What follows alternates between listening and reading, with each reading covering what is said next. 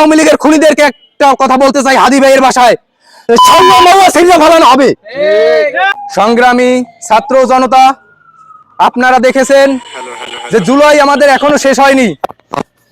সেই জুলাইয়ে যারা আহত হয়েছে সন্ত্রাসী লীগ দ্বারা, তারা এখনো হাসপাতালে মৃত্যুর সাথে কেউ পাঞ্জা নড়ছে, এখনো কেউ মারা যাচ্ছে। আপনারা দেখেছেন যে জুলাইয়ের পরও গণ অভ্যুত্থান পরবর্তী সময়ে আমাদের ছাত্র দল যুব দলের ভাইদেরকে কিভাবে টার্গেট করে হত্যা করা হয়েছে। আপনারা দেখেছেন গণ অধিকার পরিষদের সভাপতি জনাব নুরুল হক নুরের উপর কি ন্যাক্কারজনক হামলা হয়েছে, এবং এর কোনো বিচার আমরা কিন্তু এখনো দৃশ্যমান দেখতে পাইনি।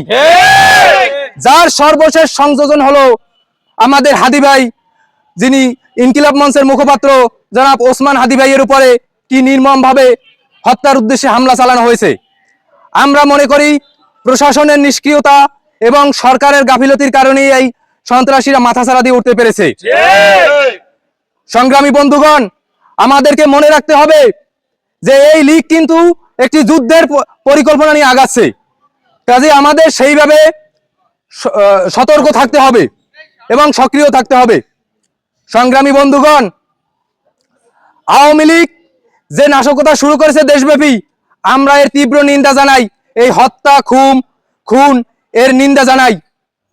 বন্ধুগণ, আমাদের হাদি ভাই বলেছিলেন, আমরাও হাদি ভাইয়ের ভাষায় বলতে চাই, আগামী 24 ঘন্টার মধ্যে এই খুনিদের যদি বিচারের আওতায় না আনা হয়, এই যে ঘাতক তাকে যদি আইনের আওতায় না আনা হয়, গ্রেপ্তার করা না হয়, আগামী 24 ঘন্টার মধ্যে আমরা দৃশ্যমান ফলাফল দেখতে চাই।